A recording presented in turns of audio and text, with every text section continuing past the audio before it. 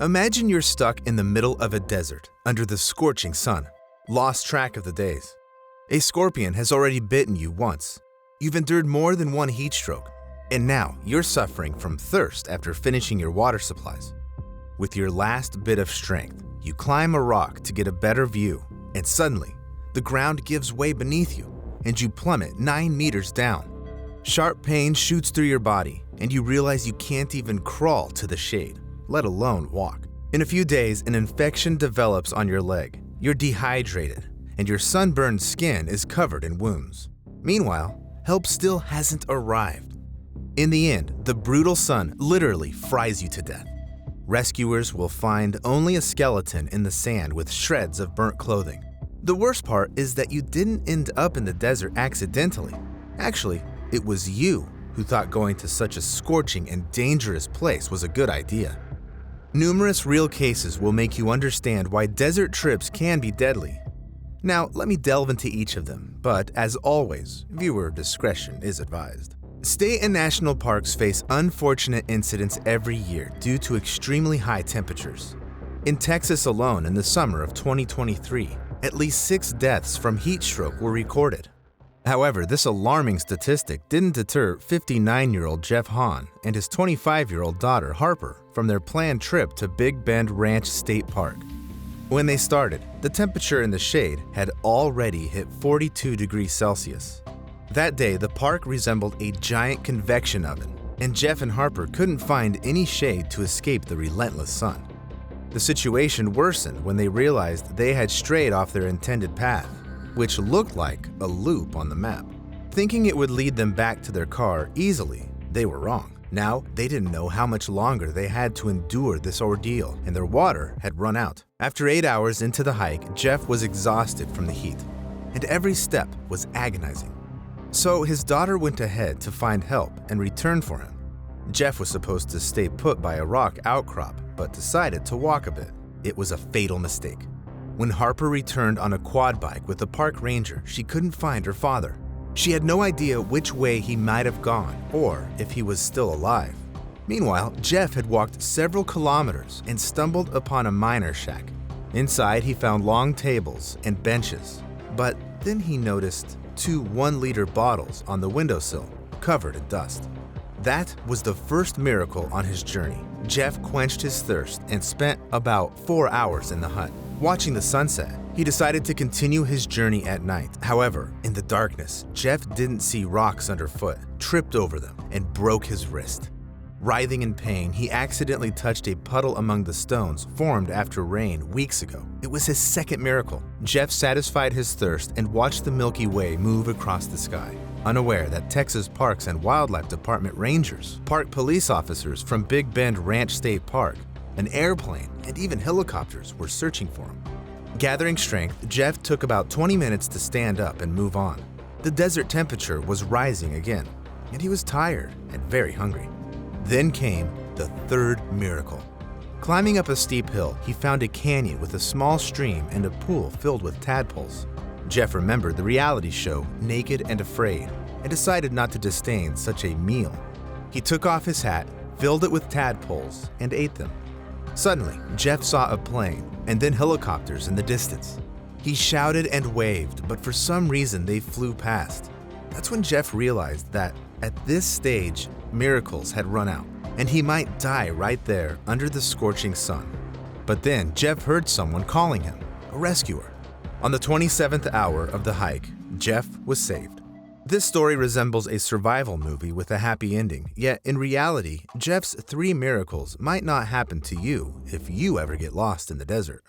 July 18th, 2009, 3 in the morning, 2 professors, Robert Leibler and his colleague, Vi Elzer, found themselves on the slope of a mountain overlooking the Palm Springs Art Museum. During their off hours, they decided to hike up to the final point of the Palm Springs aerial tramway. To reach their destination, they had to cover about 16 kilometers, ascending to an altitude of approximately 2,500 meters via the Skyline Trail. In recent years, this trail has become one of the country's most dangerous and deadly one-day hikes, as it runs along the San Jacinto Mountains, right through the Sonoran Desert. Surprisingly, despite this, it remains open to visitors. Since 2009, 61 rescue missions have taken place on it. 40 of them were directed to save hikers suffering from the heat, and 5 of them didn't make it. Nevertheless, the 2 professors were sure they could handle this route. Oh, how wrong they were. As the morning sun rose over the mountains, the hikers looked around and realized that the dusty trails had confused them, leading them in the wrong direction and wasting precious time. Lunch was still far away, and the temperature had already reached around 32 degrees Celsius. Leibler began limping from the heat in his legs. Not wanting to hold back his colleague, he insisted Elzer continued without him. So around 6 in the morning, they split up. Elzer managed to find the right path on his own and immediately headed to the local police for help with his colleague. The rescue mission dragged on, and the air temperature in Palm Springs gradually rose to a suffocating 47 degrees Celsius. It took a whopping 30 hours to reach Leibler. During this time, he was under the blazing sun in the middle of the desert. From a distance, the officer realized the man was in critical condition, lying motionless. When the police approached, they saw that the hiker's shirt, shorts, socks, and brown hiking boots had blended with the sand, and the scorching sun had changed his body beyond recognition. Leibler's death came from heat stroke. Interestingly, he had a backpack with water and a phone. Unfortunately, they are not a guarantee of survival in the desert. Yet Skyline Trail is not the most dangerous place for hikes. There's a sand valley that has claimed so many lives, it's considered cursed. Death Valley National Park spans 3 and 4 million acres of desolate landscape, and its name is no coincidence. Horrific accidents happen here constantly.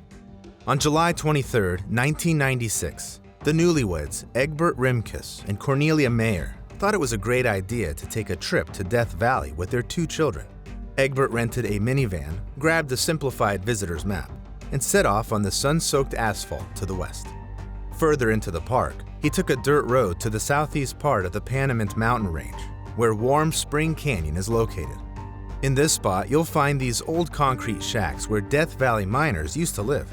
Despite being run down, they've provided a brief escape from the relentless heat and even a chance to find fresh water in a mountain spring.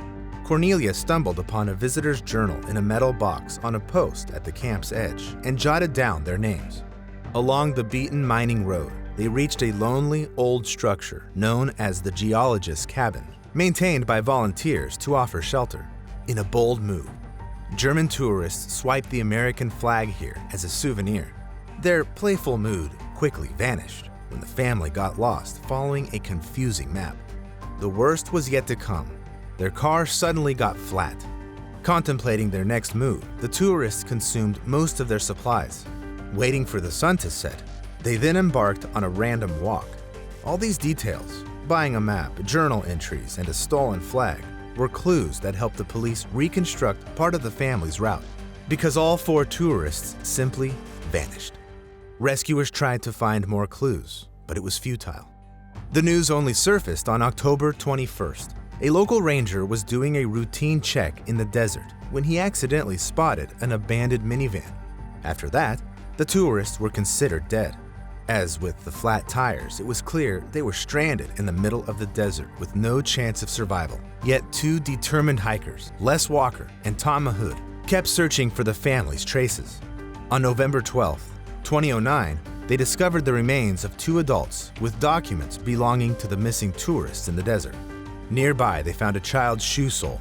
That's why it's crucial to always assess your readiness for such challenging and dangerous hikes, especially if you're bringing children along. Death Valley can be a deadly trap, even for a pro. This photo with a hiker was taken by a reporter on July 18, 2023. In it, 71-year-old Steve Curry smiles after a long walk to Zabriskie Point through part of the Amargosa mountain range on the east side of Death Valley. That day, the park's temperature almost hit 50 degrees Celsius. The reporter asked him why he dared such a grueling hike.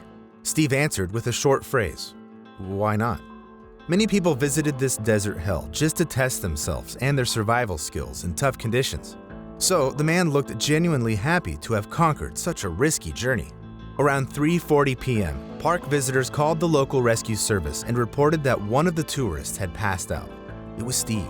Despite artificial respiration attempts, park rangers couldn't save him. Steve succumbed to the severe heat stress his body couldn't endure.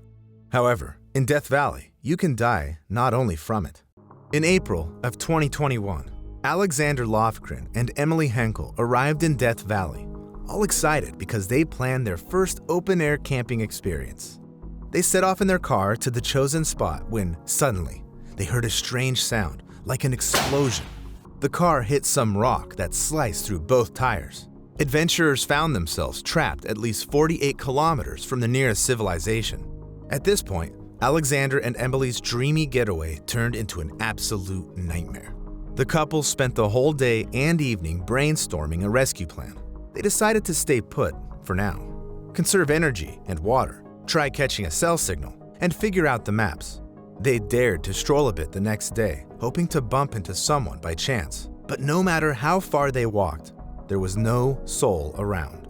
The pair descended through the canyon and started crossing a mountain pass.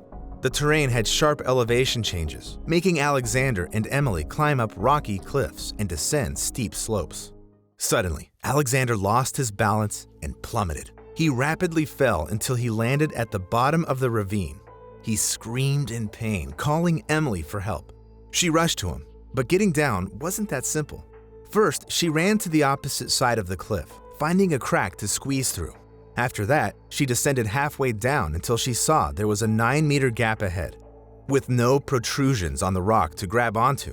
But Emily was ready to do anything to be with Alexander sooner. So, without much thought, she jumped down.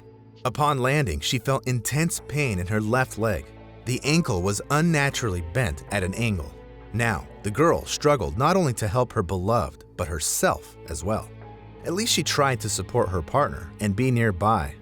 After 30 minutes post-fall, Alexander stopped screaming in pain. He succumbed to the injuries he sustained. Despite it being only the 5th hour since Emily left the car, it felt like she'd lived a lifetime. And after her lover's death, it ended. The woman found herself surrounded by sheer cliffs, a broken leg, and no way out of this trap. To make things worse, the sun rose, scorching her skin unbearably. Emily's leg still hurt so much that she couldn't move into the shade, even if she could find one. The temperature rose to about 38 degrees Celsius. Then the girl realized she had to ditch all negative thoughts and focus solely on survival. Emily rummaged through her backpack, finding an emergency blanket. For the next 6 days, she practically lived under that piece of aluminum foil. It shielded her from the sun during the day and provided warmth at night when temperatures dropped to 10 degrees. But at some point, the girl heard a faint sound of trickling water. Overcoming the pain, she crawled toward the noise and stumbled upon a waterfall. Reaching the water, she finally quenched her thirst, and then she heard another strange sound, a helicopter. At that moment, Emily realized that she wouldn't have seen it if she hadn't overcome herself and moved away from the cliff. Her struggles were worth it because Emily was about to be saved. Or not. The helicopter flew by, and hope dwindled. It was the 5th day since Emily got lost in the desert, and she wasn't sure if she'd last any longer. However, the next day, the helicopter returned. They saw the girl, but rescuers couldn't pick her up immediately. A safe rescue plan had to be devised as the canyon was too narrow for the helicopter's blades. Eventually, Emily was saved.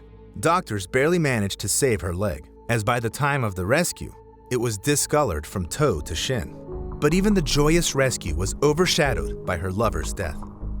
So, don't underestimate places with death in their names, as your journey might very well end in such a way. If you ever find yourself lost in the desert, remember 2 crucial rules that might save your life. First, never go hiking in the desert. And second, subscribe to my channel, because here, I share stories that might save your life someday.